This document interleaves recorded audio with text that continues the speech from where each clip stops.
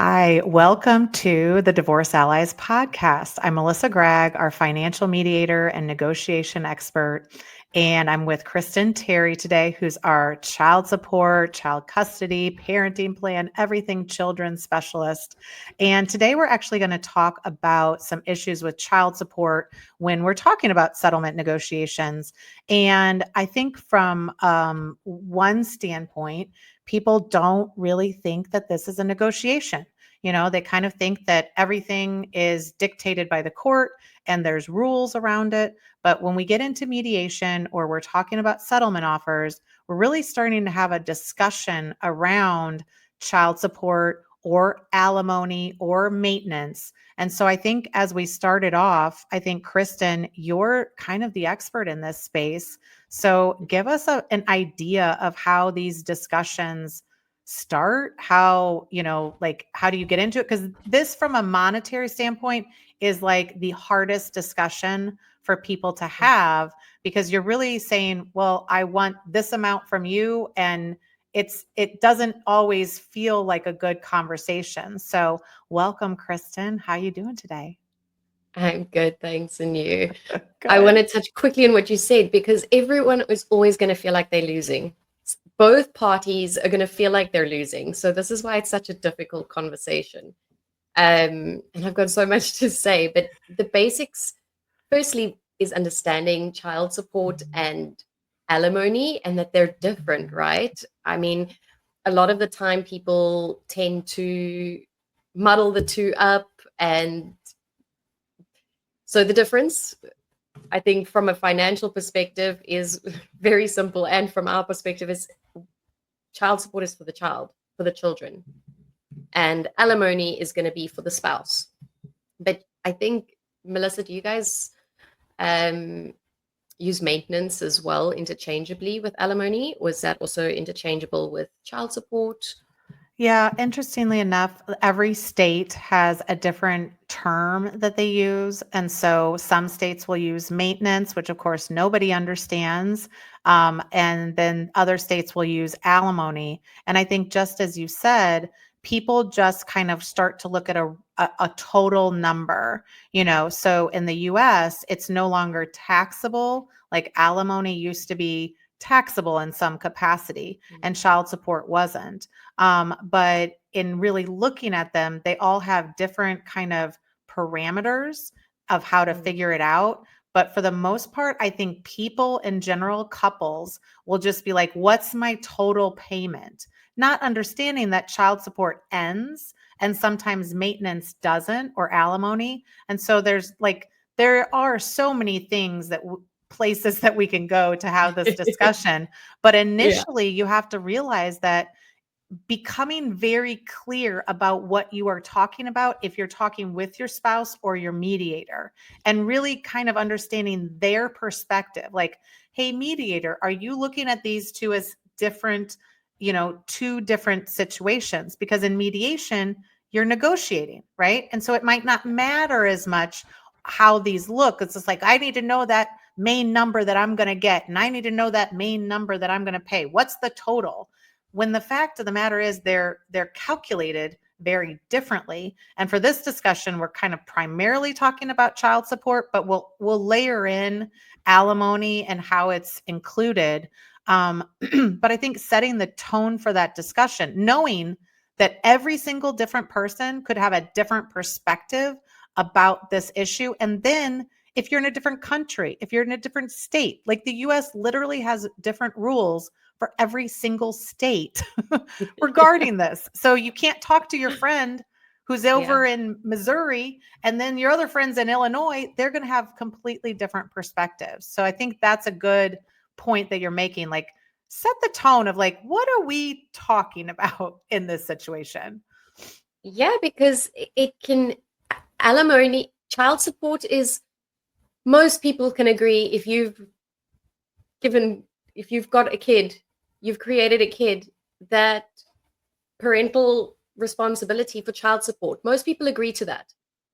But most husbands begrudgingly want to pay alimony.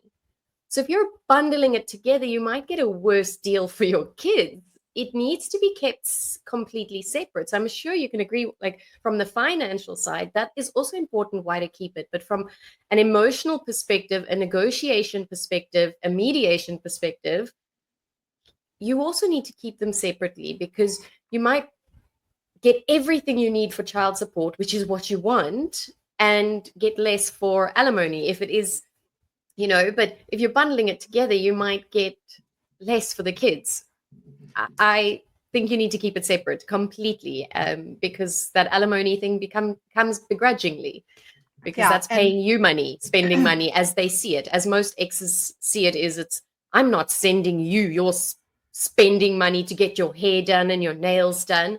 No, but most men will agree to paying for their kids in most circumstances. In a normal middle class or any decent father, right, is going to want to pay child support.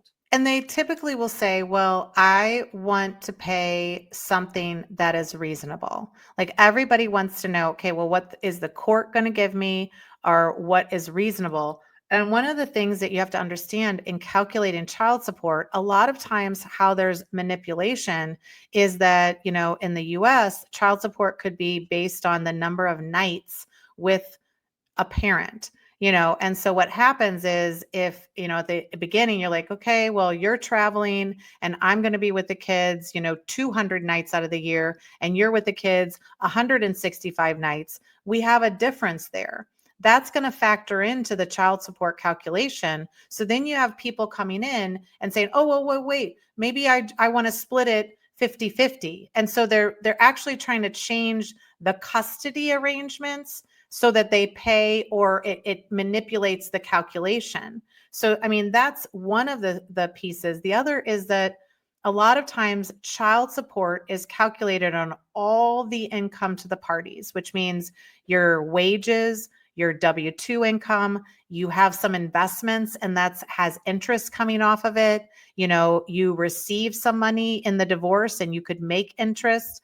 And a lot of times there's even like other weird things. Like in some states, you can, if you have a business and you've depreciated things, they won't allow that depreciation to count. They will actually add it back because they know or think that it's not cash. And so it's really income that is coming to that business or that person.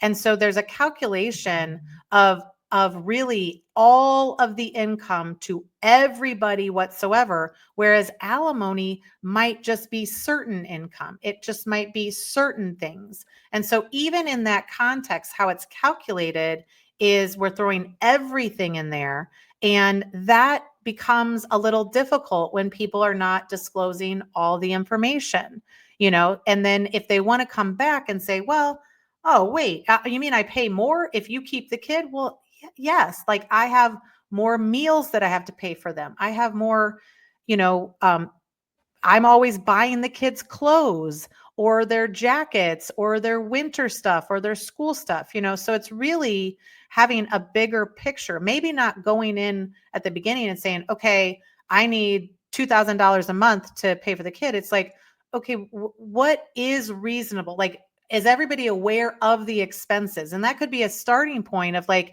hey, maybe you're not aware because we do different things with the kids. Like, here's all the things that I typically buy for the child, or here's all the things that for the past year have been bought for the children. And we need to understand that that's what's entailed in it. So that's a little bit of the differences in the financial aspect as well. Yeah, I love that, because that's so important to get to any sort of decent child support. You need to understand your expenses. How much are your kids currently costing both of you as parents? And I want to ask, it obviously does take into consideration income earning parents. Like you said, it's all the income when it comes to child support. So what other factors are included in calculating child support? So we know that potentially amount of time could potentially count towards it. Potential income could count towards it. Are there any other factors that could count towards child support and variations? Yeah, typically you're going to look at a variety of things. So sometimes if you have a job, you're paying for health insurance or you're paying for other types of expenses. So that could factor into it. I think if you are a stay-at-home mom or dad and you're probably typically going to underestimate the expenses. Like most of the time we underestimate the amount of money we spend on food. And we underestimate the amount of money that we spend in summers when they're like literally eating us out of house and home. So I think in some capacity, going back to your bank account and downloading like 12 months of the activity and really starting to see like, okay, maybe I thought I only spent $300 on clothes, but actually we bought a $200 coat. Like it's really getting everybody on the same page of like, these are our expenses. What are you doing in addition? Well, I'm paying for it through my company. Okay, that's good. You're going to get some credit for that. Right? But when we really look at it, you're trying to be whole if you are the person providing more of the support to the family physically, like being in their presence more often and paying it. Like there's sometimes where you can look at having like a joint credit card where you're running those expenses and maybe you're, like somebody's paying them, but the initial conversation has to start with, these are the expenses that we currently have with the children. These are the summer camp expenses. These are the, yes, food and shelter and clothing is a big picture, but in the wide scheme of things, those might not be the biggest expenses. It might be summer school. It might be summer camp. It might be after school care, right? If you want both parties to go back to work, then who's going to take care of the kids after school? So it's also those extracurriculars that really get, like, are you on a travel basketball, league? Are you on a travel hockey? Some of these sports are just the equipment alone could be $1,000. And if Yeah. one parent is really championing that, and the other parent was always kind of on the fence about it, then it's a discussion of like, if that's really important to you, maybe those expenses are all yours. Like they're not coming into the calculation of the child support. They're coming into who's going to actually pay for what. And then if you're going to pay for that, is there an inequity, right? Is it uneven? And then how do we fix that by somebody then paying the other person a little bit more so that that person can facilitate what needs to be done for the children? Yeah, definitely. These are such valid points on when you're negotiating the support for your kids and the finances for your kids when splitting a home. In your typical, when you are mediating the finances with your clients, Melissa, do you see any typical patterns in how it tends to be split up? Any kind of, is there a go-to or a best case scenario for? I think that this is the most difficult conversation that the couple has. And usually it's not totally where we're starting when we come into the mediation. I would say it's the biggest issue and it's the one that everybody wants to talk about initially. But if we don't set the tone for what the income is and the disparity in the income, and then a lot of times they want to know, like, what's the court going to give me? Like, what am I owed? What am I due? And again, that's still going to be a calculation that happens in the court, and every court is different. So, like we use family law software, and that is a real easy way to start to take a look at what would the impact be for the overall money. So if you're both starting with income and maybe somebody's at 200,000 and maybe somebody's at 25,000, right? So you have a total income of 225. You're trying to figure out after taxes, where is everybody sitting? And then after those support payments, where is everybody sitting? And so kind of like a simple rubric that we've talked to about clients is like, of that total income, maybe 35 to 40% of it is going to go to it needs to be in the bucket of the spouse that's making less money, right? So when we even it out, it typically the court is not looking at evening it out to be 50-50. And to get to that 50-50, it is alimony and child support. So if we're just looking at child support, it's going to be based on, needs of the child. It's going to be based on history of what you've done. Like if all of a sudden you want to go into horse racing and it requires $10,000, the court may not see that as a responsibility for somebody to have to pay. And so you're really, what is the conversation usually starts with, do you have an idea of what you need to be okay? And if you have limited funds, is this $1,600 or is this $500 or $3,000 enough to cover and help you with that process? If each of us are going to pay like a percentage of our salary towards the kids and I make a lot less, right? Then I need it to even out, or else if I only make $4,000 a month and I need $3,000 for the kids, every single drop of my money is going to be spent on those kids, or the kids are going to get less of those things. And what happens, which you probably see more often, is like, oh, okay, sorry, kid. And people, I'm not going to judge of whether people should have this conversation or not. This is what happens. Like, I'm sorry, kid, I can't afford that. But your dad makes more money. And so go to him and get it, right? That creates this co-parenting dynamic that really isn't conducive. Now you're putting the child in the middle of a financial issue and they're just trying to get their base needs met. Like, okay, I didn't know that, food was an issue. So you're really starting to have this conversation so that you don't enter into co-parenting in that manner. And if you're in mediation, there aren't the same rules, so it really is a logical discussion of like, how can we make this work? And or what I kind of deal with it is like, okay, spouse, maybe you don't want to pay the other person for that. Are you willing to cover it totally? Like, are you willing to cover when the child needs a new cell phone? Right? Is it just going to be given that when the child needs a cell phone, dad will buy the cell phone?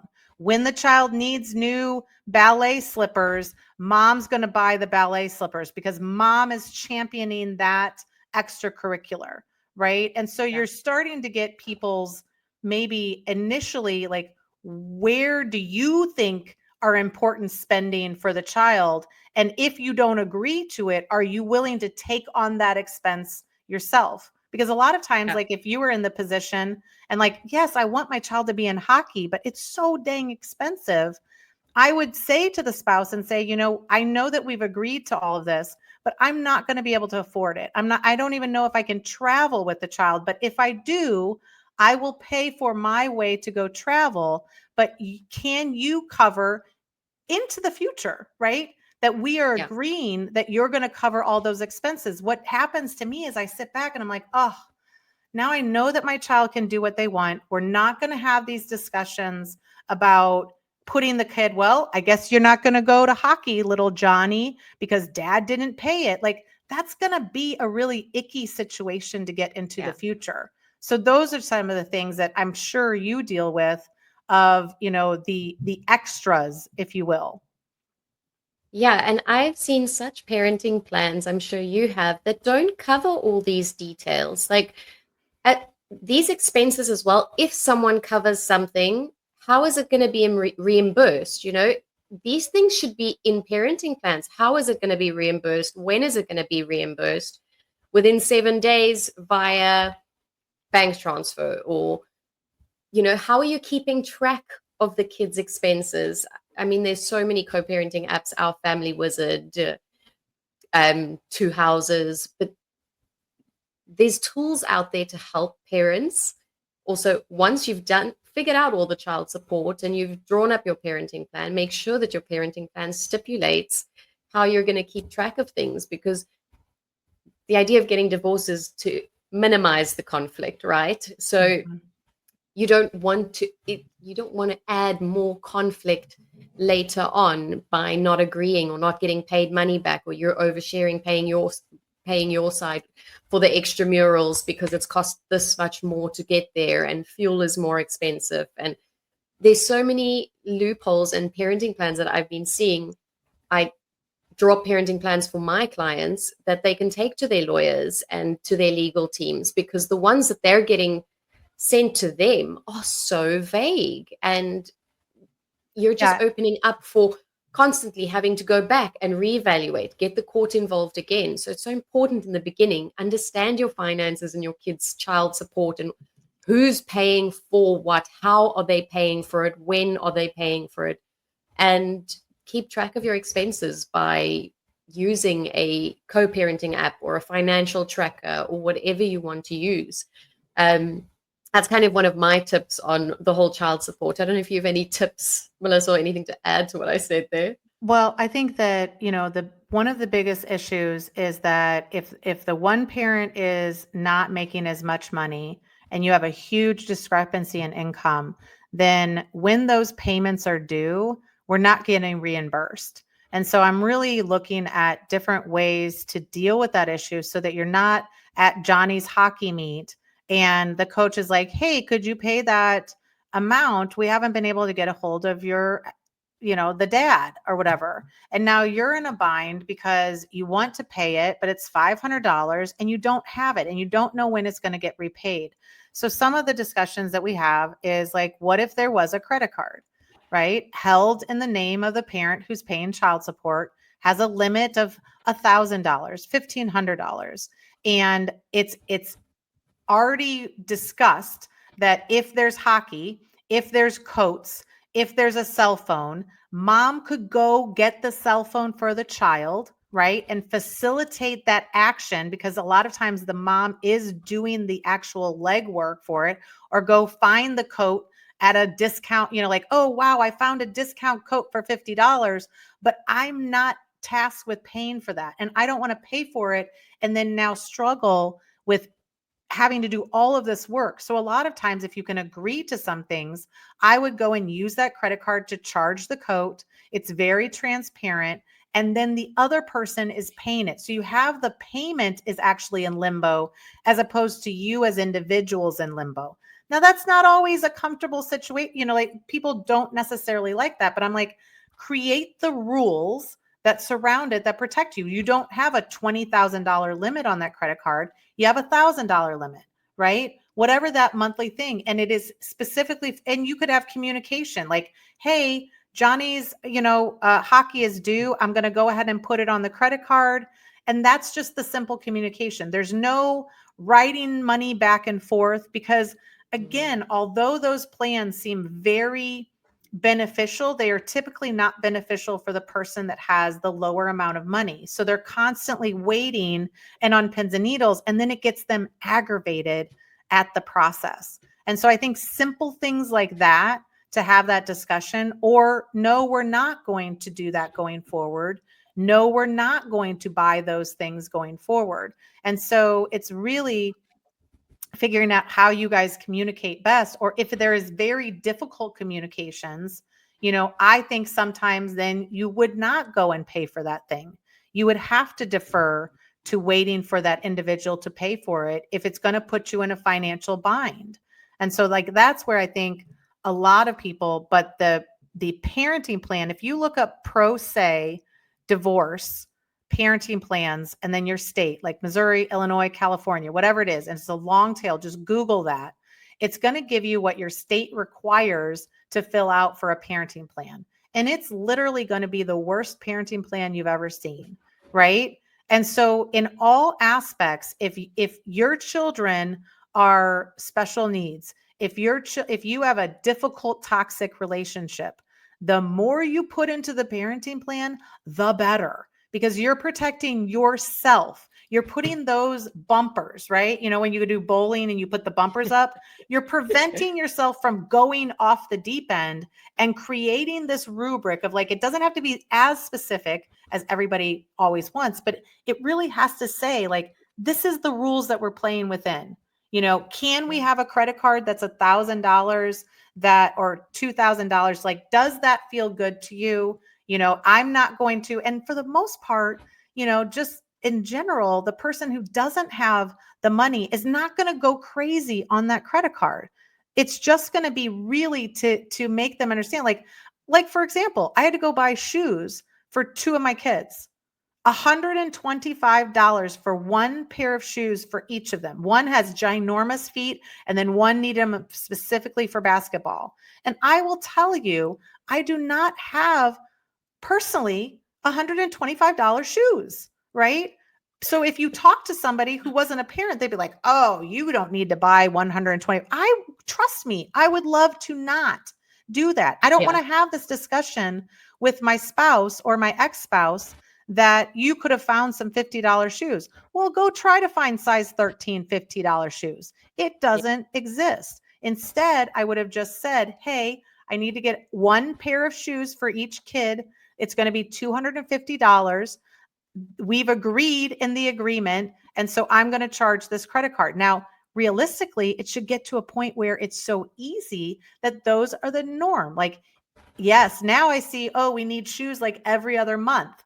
Okay, now we're setting an expectation. We're being consistent. We need winter coats in the winter. We need swimsuits in the summer. You know, swimsuits cost a lot of money. And again, it doesn't mean that you go into excess, but it means that you're facilitating the transfer of money in a less complicated way. And I think that's the key. You know, like you can create a lot of arrangements, but most of them are very awkward and put a lot of pressure on the person who doesn't have the money. And so I'm encouraging people to negotiate something different that's going to actually benefit. Like, again, if I run $250 on my account and now I only have $250 left until the next paycheck, that's putting me in an emotional and financial state that I am chaotic and concerned and not really the best for my children. Whereas if I could just use that credit card, run those numbers, the spouse could see them. Oh, yep, we've agreed. We know 2 pairs of shoes, or this was a coat, or this was Johnny's soccer. Perfect. There's not that discussion. And it's in limbo in the credit card if they don't agree to it or something like that. Again, the communication could happen at the beginning, but the facilitation of the money needs to get a little bit better for the outspouse or for the parent who's providing more of the support, because it's just too dang stressful. And the parent who's making hundreds of thousands of dollars, that $250 doesn't even matter to them. So it doesn't have the same, but what they don't want to do is they don't want to go to the store and go through that process of finding the shoes and ordering the shoes and picking up the shoes. And so that's what the discussion has to be, is like, I'm going to put that labor in, but we need to facilitate the payment in a way that doesn't harm me. And that's just one suggestion that we've had for clients. I love that idea. I really think it's such a fantastic idea, because it's not my setup personally, but I mean, it would be such a great setup to just, you know, I'm thinking even the banking statements there, it's all there. You can see exactly how much your kids are. And it's, what am I always saying? You've got to treat this like a business, right? So there you've got your own business card for kids. Right. And if you're like a deal getter, if you get deals, right? Like that is your role. So you have to start delineating, what's my role in this? If I'm the time, because you spouse are making a lot of money and you don't have the time, then I need to be sort of not on the hook to also take the pressure, because I don't want to go do the time if I don't have the money and I can't actually facilitate that. You know, like I might be able to go get a cheaper cell phone.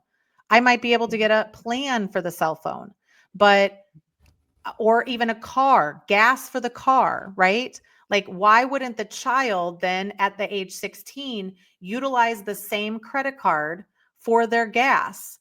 And so now you're not, because again, it doesn't matter where they are. That is an expense that's been, like assumed by one spouse that they're going to continue to do. And in the mediation is where you can have these discussions, but you don't actually need a mediator to even have the discussions. You have to come up with a plan, put it in writing, put the benefits that go into it, and then present it to them. I mean, if they don't agree, they don't agree, but you have to proactively say, this is going to make me be able to be a good co-parent.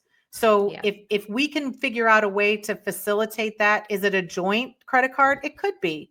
It doesn't have to be. Like some of those it doesn't matter. It matters saying that is going to put too much pressure on me, and I don't want to be in a financial bind every single month based on this situation.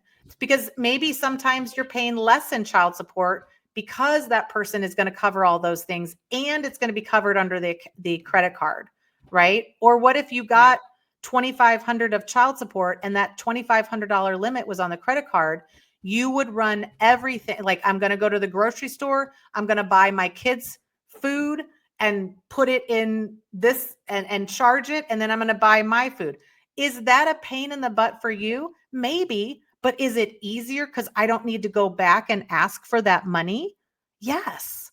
So we almost have to reinvent and rethink of how we're looking at child support, and not necessarily care what the court says, other than that is your sanity check. So you run the numbers through whatever, calculator that is applicable to your state or country. And that's the either the top or the floor, right? That's creating what you do in that space and how you facilitate the money transferring. Nobody is telling you how to do that. They're just telling you the number. And they're like, well, you're going to pay $22.37 a month for 2 kids until one of them gets to be this age and one of them gets to be this age. And, we have a situation right now that a child is going to need help. They're 22. They're not capable of living on their own. That's going to require a different discussion. The court is not going to force the payment of child support for that child potentially, right? So now you're having a discussion of how do we facilitate this and how do we do it in a manner that is conducive for both of us, but there's no reason for that person to negotiate with you. So those are some of the things that you have to be mindful of. If the court can't back you, then you're really trying to have honest discussions with the person and to preserve the relationship with the child so that the child's not in the middle of these conflicts. Yeah. I mean, I agree. Like, this has been so amazing, Melissa. I think this is a good people primer. That are watching this is going to find a lot of value and a lot of tips, because as you mentioned, it's one of the areas people get so emotional about, and it's finances, but it's kids. And that's like mama bears get mama berry. Fathers are scared that the kids, they're just going to become a weekend dad. They want to be more involved. So it's a touchy conversation, but I think we've given a lot of value here today. Yeah. And I think that one of the takeaways is, working with somebody who has a lot of different creative ideas, working with somebody like you that has seen a whole different way, all these different ways where, there could be a solution that you're not thinking of.